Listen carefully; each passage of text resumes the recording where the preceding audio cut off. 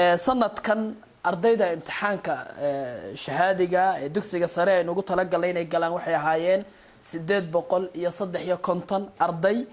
waxa imtixaanka u fadhiistay 848 arday waxa imtixaanka aan gelin 5 arday ayaan gelin ardayda dhammaantood waa ay gudbeen ma jiro hal arday oo imtixaanka ka hadhay waayay ardayda guud ahaan waxa ku baxay ama mumtaaz ku baxay 77 arday oo u dhiganta boqolkiiba 9 u dhiganta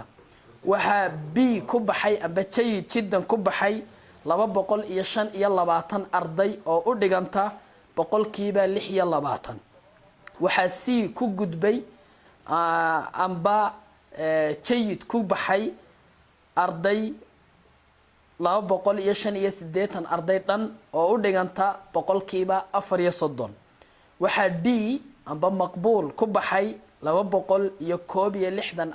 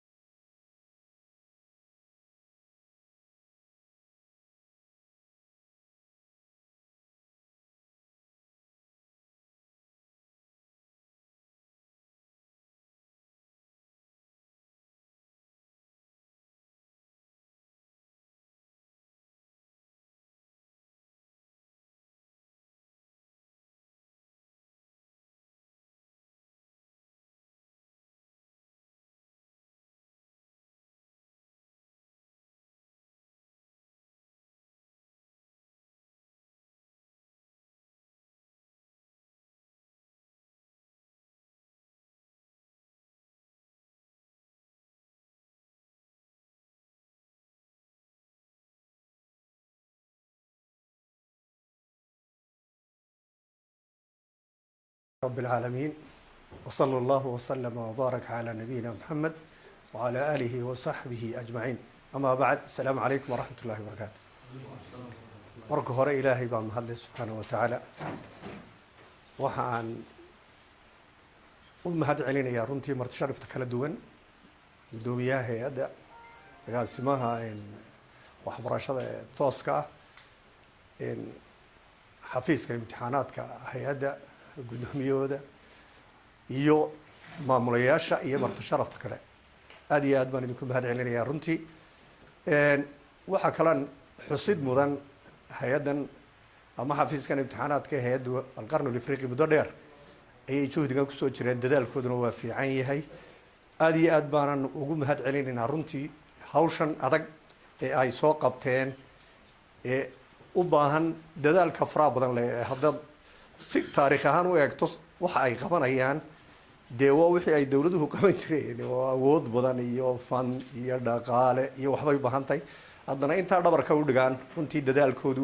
aad iyo aad baan ugu mahad celinaynaa sida fiican iyo xilliga fiican iyo qaabka fiican ay u soo gudbiyaan imtixaanaadka natiijadooda sanad dugsiyeedkana aad iyo aad baanu isagana aanu ayagana ugu hambalyeynayna waxa kalaan u mahad celinayaa runtii maamulayaasha iyo macallimiintii iskuullada hay-adda qarni al-afriqi oo runtii ayaguna dadaal badan iyo juhdi midhahan ku soo saara sanawiyan sanad walba oo dadaal bay sameeyaan macallinka iyo maamulka xilka ay saareenna waxaan leeyahay jazaakum allahu alkhayr ilaahay khayr ha idin siiyo juhdiga aad geliseen midhaheedina waa muuqdaan waan u hambalyeynayaa ugu dambeynta ardayda dhammaantood imtixaankaas wada gudbay darajaadkoodu ha kalaba sarreeyaane maraatibtu ha kala sarreyso martabadu laakiin